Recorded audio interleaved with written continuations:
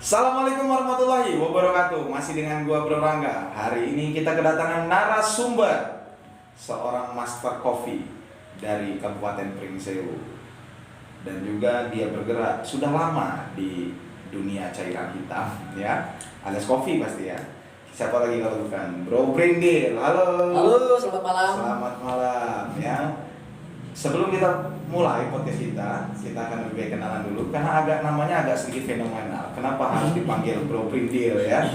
Coba perkenalkan dulu nama. Perkenalkan, nama saya aslinya Radika Kurniawan. Cuman karena sejak awal sering nongkrong sana kemari dan dengan karakter si rambut saya seperti keriting, ribu ataupun apalah gitu kan. Udah dari situ sebutan Brindil melekat ke personal gue pribadi. Jadi nama Brindil itu karena dilihat dari stylenya, ya. Style gaya rambutnya keriting lah ya. Ya. Jadi dipanggil Brindil. Jadi kita malam ini hari ini kita akan menyebutnya Bro Brindil atau Bro Dika. Brindil aja nggak apa-apa. Bro Brindil ya. Siap Oke. Rangga. Hari ini thank you udah duduk di studio podcast kita. Hari ini kita akan membahas tentang seorang bisnismen muda yang sukses bergerak di bidang perkopian. Amin. Kalau boleh tahu nih, buka usaha kafenya di mana nih? Saya pribadi buka ya warung lah yang lebih tepatnya karena di Kedai. warung Biar agak kekinian ya kayak gitu. Kedai kopi biar warung kopi lah warung karena kopi. kita lebih ke target pasar ke masyarakat desa, lebih ke mengenalkan lah produk-produk kopi yang memang benar-benar kopi pure, nggak ada campuran tanpa tambahan dan lain-lain kan. Nah dari situ waktu dulu sih masih kerja kan, kerja sama orang tuh udah ada 5 tahunan lah. Udah 5 tahun bekerja dengan orang, sekarang owner. Amin, alhamdulillah. Sekarang owner. Nama kafenya apa nih? Dan letaknya di mana? Biar kawan-kawan juga yang melihat video ini bisa mampir kan ya. Siap. Bisa Namanya kalau bisa dicek di akun Instagram warungnya, namanya Warung Kopi Brindil atau Warkop Brindil gitu. Warkop Brindil Di ya. daerah Desa Ambarawa sih tepatnya pas. Di kecamatan sih. Kecamatan. Kecamatan Ambarawa. Dekat apa namanya itu Tugu Selamat Datang itu. Tugu Selamat Datang. Kecamatan Ambarawa tidak jauh. Sebelah kanan jalan, kiri jalan. Kalau dari arah Pringsewu kiri jalan. Dari sini dari arah Pringsewu kiri jalan. Jadi buat ya kawan-kawan yang nonton video ini dan penasaran dengan bagaimana warung kopinya Bro Brindil, langsung aja mampir ya. Mungkin kalau yang mungkin akan dapat diskon ketika menunjukkan video ini. Saya pernah nonton loh, datang ke warung kopi Brindil akhirnya dapat diskon ya. Boleh. Termasuk narasumbernya besok ketika main ke sana kita dapat minum gratis. Karena kan kopi enak harus dibagi-bagi. Iya. Boleh ya. Oke, namanya Warkop Brindil. Ya. Awalnya kenapa Bro Brindil lebih identik untuk bergerak di dunia perkopian? Awalnya sih coba-coba ya. Coba-coba. Buat anak, jangan coba-coba. Ya kayak iklan kan. Awalnya sih coba-coba. Coba-coba ya. Jadi awal mula kan memang lebih ke ya suka orang aja lah intinya gitu. Ya suka kopi pada dasarnya kan. Waktu itu sih belum kenal kopi-kopi yang model specialty atau yang lebih ke bumi Lampung kayak kan robusta Lampungnya. Jadi dari berawal kerja sama orang dan berpikir ke depan bahwa gimana sih caranya nanti bisa lepas dari orang gitu. Maksudnya dari tanpa kita harus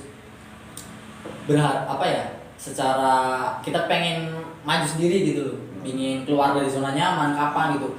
Secara pribadi dulu sih masih karena brand Brindil ini udah melekat sih secara personal branding juga, alhamdulillah dari beberapa customer juga ya udah meyakini adanya sebuah tempat nongkrong di desa. Dulu waktu pas nge-branding warung saya pribadi sih belum ada tempat nongkrong, sampai sekarang kan banyak banget, dulu belum ada. Dari situ mulai nge-branding, mulai ngedukasi dari apa yang memang produk yang saya jual gitu. Dengan estimasi SDM yang memang kita harus bisa baca pasar juga sih. Oh, pasar seperti ini, orangnya seperti ini. Dari situ kita harus bisa menentukan dari segi rasa, harga dan kualitas gitu ya penting. Yang namanya kopi identik dengan taste, kan gitu. Ya. Taste dan ciri khas kopinya tersendiri ya. Karena ada banyak mungkin jenis minuman kopi yang memang dari kopinya sendiri sudah banyak jenisnya gitu loh. Ya, benar. Dan saya yakin kayaknya Bro Brindil ini expert di bagian itu. Makanya nanti kita akan kulik lebih dalam lagi. Berbicara tadi tentang warung kopinya. Jadi motivasinya membuat warung itu tidak selamanya saya harus bekerja dengan orang. Kapan saya harus mengembangkan kemampuan saya dengan kemampuan saya hari ini, kan gitu. Ya, benar. Dan juga memang kawan banyak ya. Ya. Akan lebih baik mungkin Bro Brindil buka sendiri. Oke, untuk bicara itu sudah, saya akan menanyakan begini. Kenapa sih kopi hari ini kan banyak sekali Ya. warung-warung kopi yang ada Banyak di Kabupaten Pringsewu. Di kota kita sendiri. Nah, satu buka kedai, semuanya buka kedai. Ya. Apakah dengan pola-pola seperti itu berpengaruh untuk Bro Brindil? Karena menurut survei kita, warung kopi yang pertama di Pringsewu memang bukan Bro Brindil, Ya, tapi ada. mempunyai ciri khas warung kopinya, memang dengan tongkrongan untuk tongkrongan anak-anak muda, kan Bro Brindil untuk menjadi motor pertamanya. Itu dengan banyaknya sekarang pesaing ya. Pesaing di bidang kopi, Kompetitor lah ya. kompetitornya banyak, berpengaruh nggak dengan, menurut Bro Brindil sangat berpengaruh nggak dengan warung kopinya? Untuk dari segi bisnis, kalau kita lebih ke arah positifnya lah, lebih untuk mendistribusikan apa ya, kopi-kopi gitu. Banyak kedai, semakin banyak penikmat nantinya. Jadi membentuk suatu tempat dengan ciri khas masing-masing, setiap kultur daerah, terus lokasi dan lain-lainnya. Jadi setiap karakter warung ataupun kedai kopi itu ada karakternya sendiri-sendiri. Karakter Jadi masing-masing, bikin ya. sesuatu yang beda aja sih gitu. Jadi bikin berbeda. Sistemnya sih gampang, ATM aja lah. Amati, tiru, modifikasi dengan gaya yang memang kita sesuaikan dengan customer kita, pasar kita gitu kan. Jangan ATJ, amati, tiru, jiplak. Bahaya. Amati, tiru, modifikasi. Modifikasi gitu. Modifikasi. Dari situ kita bisa bersaing. Bahwasanya secara sehat kita nggak usah lah berpikir bahwa kita tuh bisnis udah fokus sama produk yang kita jual. Ngapain produk yang mereka jual gitu kan. Adanya kompetitor semakin memacu kita untuk selalu inovasi, kreatif gitu loh. Selalu berinovasi Ya. kuncinya ya. Jadi begini, itu kan tadi jawaban Bro Brindil terkait dengan banyaknya warung kopi yang ada di Kabupaten Pringsewu, dan Bro Brindil masih sangat percaya. Tadi berbicara bahwasannya inovasi, selalu berinovasi itu kuncinya. Ya. Masih percaya bahwa warung kopi saya atau yang dimiliki oleh Bro Brindil memang mampu bersaing dengan kompetitor yang lainnya. Insya Allah. Kita ke dunia kopinya. Ah. Yang saya tahu kopi itu yang pasti hanya hitam aja kan ya. Kalau untuk varian, Ya. artinya Bro Brindil ini mengangkat tema apa dengan warung kopinya Bro Brindil? Apakah tentang kopi-kopi lokal yang memang harus dieksplor atau bagaimana? Silakan. Kalau untuk di warung lebih ke ngenalin penyeduhan dari proses manual seduh tanpa mesin, ada yang pakai mesin. Jadi lebih ke kita konsepnya lebih ke kopi lokal aja sih, lokal pride aja sih. Ada dari kakak juga yang ada di prosesor, terus di petani juga kita ada di wilayah Tanggamus. Jadi lebih ke apa ya, ngangkat kopinya sendiri sih, kopi Lampung gitu kan, daerah Tanggamus gitu. Jadi kita nge-branding di situ. Jadi bikin karakter di seduhan mesin, bahkan manual pun ada di tempat kita. Entah dari varian filteran, terus yang kopi-kopi yang model mesin-mesin yang ada espresso, cappuccino, itu pun ada. Terus balik lagi ke sekarang nih, zamannya marak-maraknya es kopi susu, itu pun ada di tempat kita. Jadi memang untuk varian-varian kopinya banyak ya, yang ada di warung kopi Bro Brindil. Mungkin bisa juga ditemui di warung-warung kopi yang lain. Iya, benar. Hanya memang proses penyeduhan, proses yang lain-lainnya itu mungkin berbeda sedikit Dan berbeda. tujuannya tetap sama. Tujuannya intinya ya seduh aja lah. Kan gitu ya. Saya kalau bikin kopi di rumah itu, sebelum adanya warung-warung kopi itu, saya nyeduh itu manual, Pak.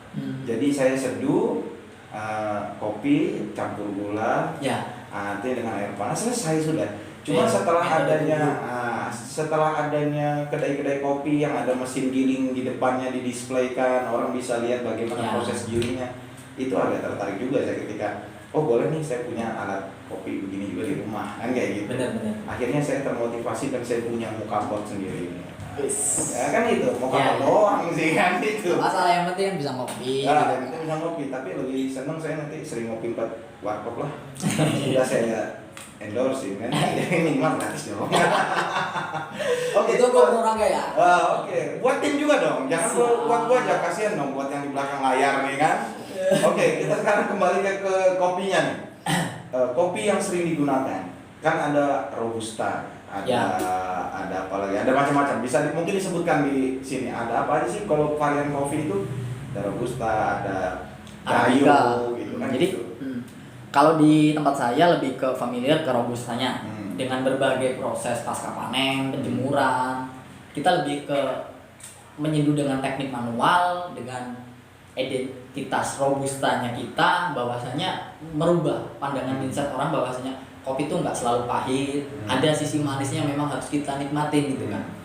Dari situ secara pribadi kepengen sih dengan teknik seperti ini aku bisa menjual dengan apa ya, dengan sesuai standarnya gitu, standar SOP masing-masing gitu kan. Ya untuk jenis-jenis robusta macam-macam, tergantung proses, ada yang natural proses, honey proses, boss proses, dan yang terbaru kita ada carbonic maceration, diproses dengan penambahan yeast di penjemuran tersebut. Itu rasanya lebih unik sih, lebih ke kita orang sih lebih rasa robusta sih rasa arabica, ada asam-asamnya gitu kan. Nah untuk di kopi arabica kita karena nggak fokus di arabica, lebih ke fokus robustanya. Adalah beberapa paling untuk West Bean aja sih, untuk kopi bintang tamu aja lah gitu kan. Ketika ada market-market yang suka arabica, paling kita stok beberapa origin aja sih paling ya. Yang sering nih positif dari Gayo, Sumatera rata-rata sih. Terus beberapa kemarin nggak lama ini ada dari Jawa Barat gitu. Jadi fleksibel aja lah. Kadang dari pelanggan-pelanggan minta, oh ini request by request aja bisa. By request bisa ya. Jadi itu tadi dari macam-macam kopinya. Yang orang kan ketika datang, apa nih menu spesialnya? Saya kalau jajan ya, bukan jajan ini ya, jajan makan gitu ya. Oh, jajan makan. Jajan makan, bukan jajan yang lain. Ketika saya datang ke suatu tempat, saya pasti akan tanya dulu menu spesialnya. Ya. Menu spesial di warung kopi Berindil ini apa nih? Kita kemarin belum lama sih sebenarnya. Ini menu bukan best seller juga sih, tapi menu inovasi kita. Bahwasanya waktu kemarin nih, kemarin pas waktu ke negara seberang, Ke negara api, nyari kitab suci lah gitu. ke barat berarti perjalanan. Benar. Kemarin terinovasi dari daerah-daerah yang aku kunjungin gitu, bikin sesuatu karakter sajian itu yang berbeda.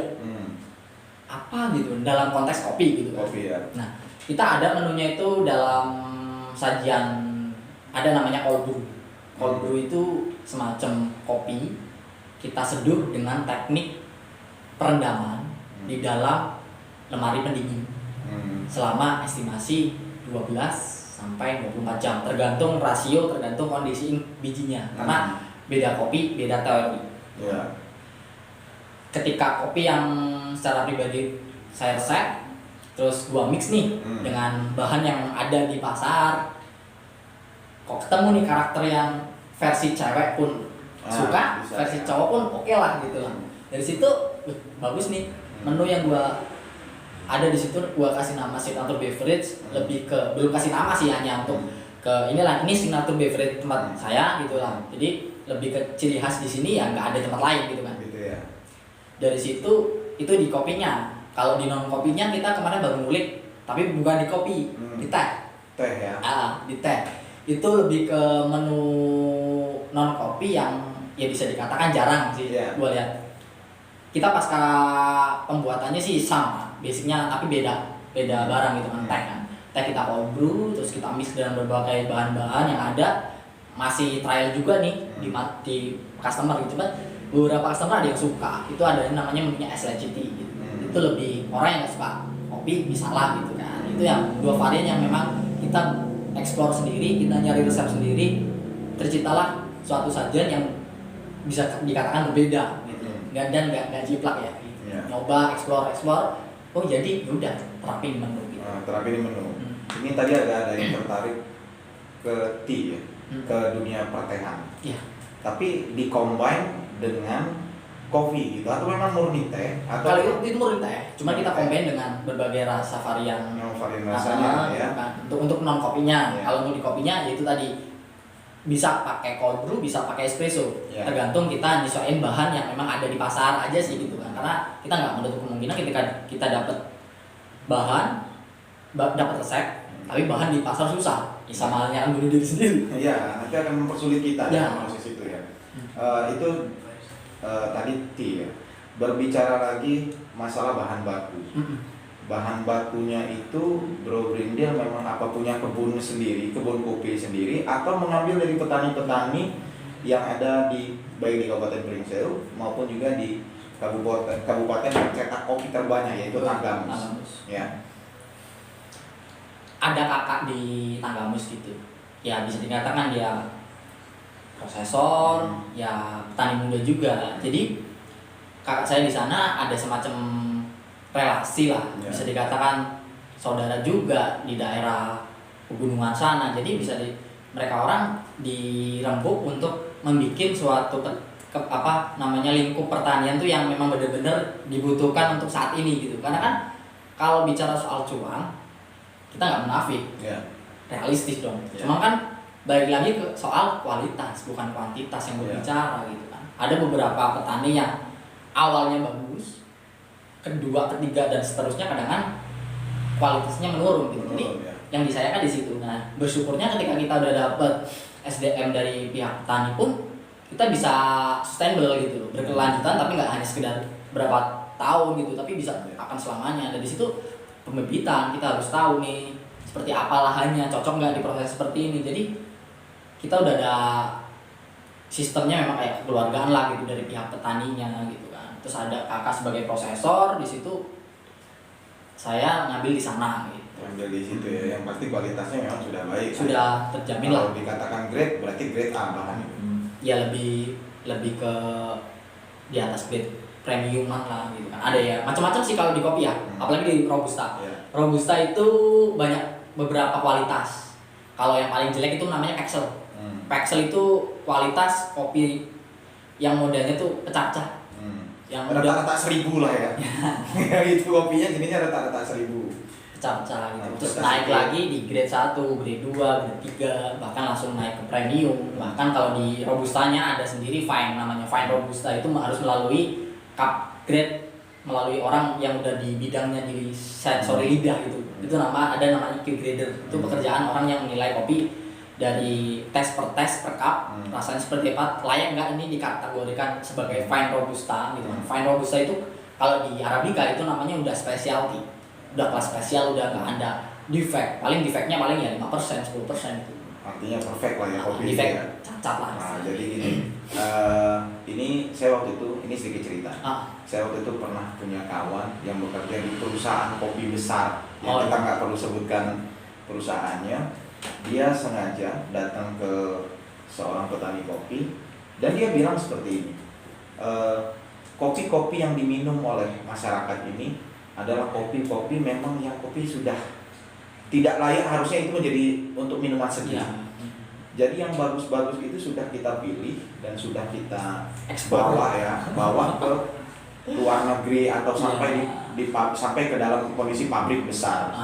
Nah, menanggapi statement itu, apa yang harus dibangun dengan mekanisme yang salah seperti artinya gini, saya menilai salah karena petani lebih cenderung, petani kita sendiri lebih cenderung mengeluarkan itu barang tidak di negara sendiri karena memang pasti cost-nya lebih gede, besar ya, artinya pendapatan mereka lebih besar daripada mereka memberikan yang terbaik untuk warga Lampung khususnya. Lebih baik ini saya jual keluar sampai ke ekspor lah, saya ekspor keluar karena artinya kita lakunya di sana, yang mahal ya. Sehingga kita di sini minum kopi yang mungkin dikasih kualitas yang biasa gitu. kelas-kelas biasa. Dengan adanya warung kopi, kedai atau bahkan kafe yang menyiapkan cai dengan kopi, akhirnya kita khususnya warga Pringsewu umumnya mungkin selampung ini selaku penyetok terbesar kopi ya. Artinya siapa yang nggak kenal Lampung pasti dengan kopi, ya kan kayak gitu. Artinya kita terbantu. Ini saya selaku bukan pengusaha kopi, saya terbantu. Saya akan mau minum kopi robusta tapi yang bagus nih. Mereka bisa meracik itu dan mungkin rasanya tidak lebih buruk daripada yang memang fine-nya, jenis fine-nya ya kan gitu. Menyikapi masalah petani yang seperti itu. Kalau boleh misalkan Bro Brindil memberikan saran, siapa tahu dia nonton ini ada salah satu petani kopi. Kan apa Bu Brindil ingin bicara apa tentang soal itu? Kalau untuk di bab petani secara terjun langsung memang belum pernah ya. Lagi fokus di hilir dulu lah. Karena ada kakak dan keluarga di sana yang udah ngurus. Secara kasat mata memang itu nggak apa ya, udah realistis sih mereka orang. Jadi kalau ada beberapa orang yang mengedukasi petani harus seperti ini, harus seperti itu, ya memang balik lagi ke soal perut sih. Itu lebih kritis karena petani bukan hanya sekedar butuh uang, tapi ya memang butuh kepastian dari pihak-pihak yang memang sudah menaruh harapan lebih, tapi kok nggak sesuai sama yang diharapkan. Kadang kan petani sudah melakukan terbaik, udah hasilnya udah ada, tapi belum ada yang menerima ataupun apa gitu kan. Nah, itu salah satunya gitu. Cuman bisa aja, cuman ya itu tadi nggak sembarangan hanya semata-mata ada uang mereka mau, nggak bisa. Karena sekarang petani-petani kita udah mulai pada cerdas-cerdas semua, udah mulai tahu ini sistemnya keberlangsungannya lama enggak atau memang nantinya hanya sekedar berapa bulan udah cut. Itu memang lebih ya memang secara realita kebanyakan kopi-kopi yang kualitas bagus rata-rata dikonsumsi di pasar dunia gitu. Bahkan kopi kita kemarin ada pesanan dari Meksiko, ada dari mana itu ya, kita ekspor ke sana kan, dari kakak itu di atas.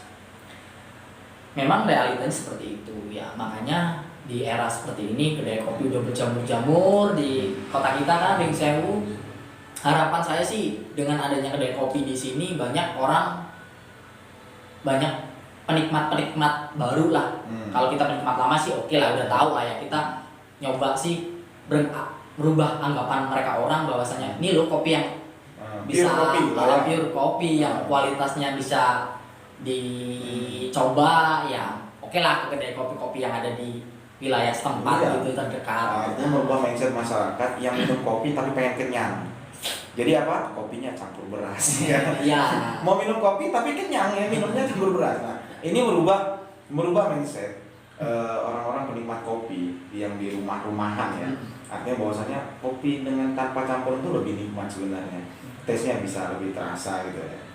Ya kalau mau lebih terasa ke kedai dong, ke warung ya, baru tahu rasanya karena memang treatmentnya berbeda. Ya jelas lebih beda pasar aja sih, segmen pasar beda aja sih. Beda aja ya. Karena kan kopi yang dicampur berbagai bahan tambahan itu memang kopi yang udah kualitas yang Texel, premium dan lain-lain gitu. Jadi tesnya memang secara rasa kalau nggak dicampur memang bukan kopi rasanya. Jadi gini, ini tadi sudah kita bicara masalah dunia perkopian. Saya berbicara masalah omset. Pendapatan. Nah, kalau boleh dibocorkan, jangan-jangan menggiurkan nih bisnis di dunia kopi. Ini sangat menggiurkan. Kenapa? Semua orang berbondong-bondong membuka warung kopi itu kan karena pasti bisa sangat recommended nih bergerak di bidang usaha itu. Ini kalau menurut Bro Brindil yang Bro Brindil jalani, apakah warung kopi itu selalu ramai dan pendapatannya lumayan atau memang bisa dijadikan salah satu bentuk juga usaha bagi kawan-kawan yang bingung untuk membuka usaha apa kan begitu? Menurut Bro Brindil gimana? Kalau untuk secara pribadi, balik lagi kan tujuan awal dan prinsip yang punya kedai sih gitu kan. Beda yang model sistem invest dan lain-lain beda itu ya. Itu kan udah bisnisnya udah hard. Kalau kita memang udah bergerak sendiri tanpa adanya investor, memang lebih ke nekenin tujuan awal. Kalau semata-mata nih hanya sekedar tujuannya hanya cuan, kayaknya nggak bisa bertahan lama. Iya realistis memang, kita realistis cuan yang kita tuju. Cuman kalau tujuan awal cuma cuan, nggak tahu nih usaha yang kita bangun baru 3 bulan, 6 bulan lah, oke. Atau bahkan setahun ke depan surut. Yang namanya usaha, dagang, pasang surut itu wajar. Balik lagi yang punya nyikapnya seperti apa dan inovasi, kreativitas dan lain-lain. Dari situ ketika tujuan hanya sekedar uang dan uang dan uang, di samping memang realitanya seperti itu, tapi balik lagi ke soal mental. Karena kita usaha nggak hanya sekali dalam berapa bulan, tapi kalau bisa selamanya gitu loh dalam bicara bisnis. Bisa selama-lamanya ya. Bisa ke anak cucu lah ya. Anak cucu bisa gitu ke anak kan. cucu ya diterusin ya. Tapi ya memang realistisnya memang karena ada hal yang memang harus kita tuju gitu. Cuma kan kalau balik lagi ke prinsip awal, beda orang beda kan. Kalau udah mentalnya memang mental bisnismen ataupun apa ya, maupun sesepi apapun ya harus kreatif dong, harus inovasi dong. Gimana supaya pelanggan tuh mampir gitu loh, datang. Apa di portal jalannya supaya mampir. Karena memang terbentur jalan nggak bisa jalan, ngopi dulu dong biar kita nggak pusing kan. Ya. Kan gitu, biar nggak selek itu kadang-kadang harus suruh ngopi loh. Kan gitu. Jadi untuk pendapatan di dunia perkopian, warung kopi khususnya, bukan hanya sekedar cuan atau PT atau fulus ya yang dipikirkan, tapi bagaimana mental kita ya. Ini berbicara mental. Kan? Semua pedagang, semua pengusaha hari ini terbentur mental. Ya. Maka banyak yang gangguan jiwa karena COVID ini. Benar. Akhirnya terbentur, usahanya berhenti, Ya. terkena COVID. Sedangkan warung kopi itu identik dengan kerumunan. Ya benar. Apa jangan-jangan salah satu orang yang melawan pemerintah sehingga penyebaran virus corona tidak selesai, salah satunya warung kopi Bobrindi. Bisa jadi. Artinya kan di situ tempat kerumun ya. Terkait dengan masalah pandemi, ada pengaruh nggak dengan warung kopinya problem? Awal mula COVID ke Indonesia Maret, April. Kita langsung tutup 3 bulan.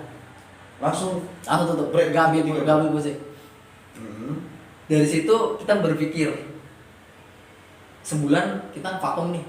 Baru awal bulan pertama vakum. Bingung nih, nggak ada pendapatan. Balik lagi ke kreativitas. Kita harus jualan nih. Mau seperti apa ke depan? Kebetulan ada kendaraan tua Vespa. Dulu memang konsepnya mau bikin angkringan pakai Vespa. Tahun awal pertama. Tapi karena memang konsep seperti itu udah aku offin dulu. Kemarin ini setelah COVID jalan itu langsung kita tutup. Bukalah angkringan di daerah pasar tempat saya. Ya buka angkringan lah konsep, karena lebih ke take away sih. Jadi kita ngelayanin orang beli produk, ya udah, yang penting ada pemasukan. Daripada tutup gak ada apa-apa. Dan beberapa kali ada berita-berita tempat nongkrong dibubarin gitu. Jadi karena tempat saya lebih ke dekat sama tetangga sekitar, tetangga rumah gitu. Jadi lebih gak enaknya di situ ketika ada aparat yang masuk di wilayah saya, ya gak enaknya di situ sih. Gak enak juga ketika pelanggan masih minum kopi, baru datang masih panas. Ya kalau pesen es diminum langsung habis gitu loh. Kalau masih panas, kopi, apa mau dibungkus pakai plastik?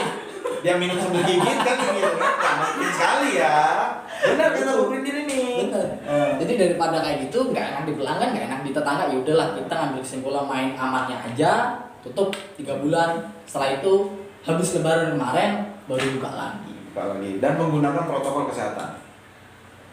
Niatnya seperti itu, tapi kenyataannya nggak pada mau semua. Nah, ini harusnya minum kopi campur pakai masker dong. Supaya Tapi ini buat penonton-penonton ya, kalau untuk di era COVID seperti ini, harapan kita ini sebagai penggerak di bidang kopi atau yang punya kedai lah. Harapan kita sih sebenarnya pengennya orang yang nongkrong ya minimal pakai masker lah. Kita udah sediain tempat atau cucian. gelasnya dikasih hand sanitizer gitu kan.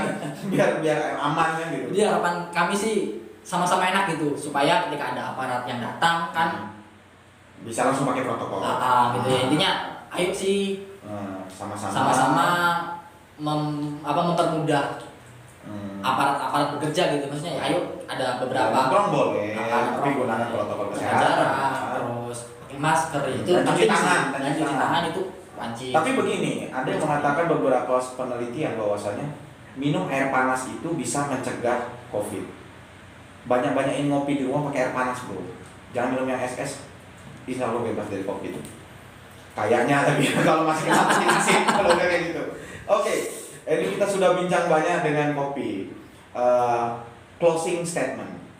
Ada bahasa closing statement di studio kita adalah kata-kata penutup yang mungkin memotivasi baik dari pecinta kopi ataupun petani kopi ataupun yang baru pengen tahu tentang kopi. Closing statement dari Bro Bindi. Kata-kata motivasinya.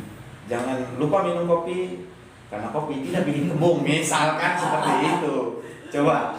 Apa ya? Yang jelas bagi penikmat ya, terkhusus penikmat. Apapun bentuk dan hasil disajian di kopi itu ya nikmatilah sesuai apa yang memang disajikan di tempat tersebut, tanpa harus banyak berkomentar. Ya memang kalau di situ karakter seperti itu ya udah nikmatilah. Karena memang kopi ya pada dasarnya ya kopi, entah pakai gula atau enggak selera. Yang jelas patuhi protokol sekali lagi nongkrong ya. Kalau nongkrong patuhi protokol ya pastinya ya. Kalau untuk sama penggiat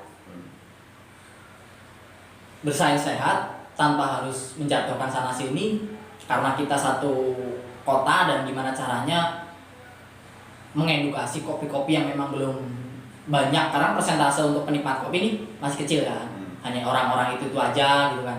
Jadi yuk bareng-bareng ngangkat kotanya kita supaya semakin banyak tempat ngopi, tempat nongkrong, banyak juga penikmat kopi yang kepengen nyoba varian-varian kopi yang memang bener-bener, oh ini kopi yang memang terbaik nih di kedai-kedai tersebut gitu.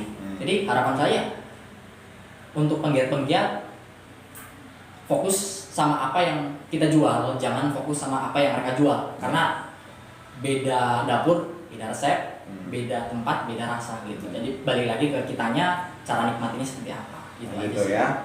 Oke, thank you Bu Brindil sudah hadir di studio kita. Ada satu kata-kata yang mau saya ucapkan hari ini sebelum kita tutup. Hidup ini seperti secangkir kopi, pahit dan manis bertemu dengan kehangatan. Mantap kali.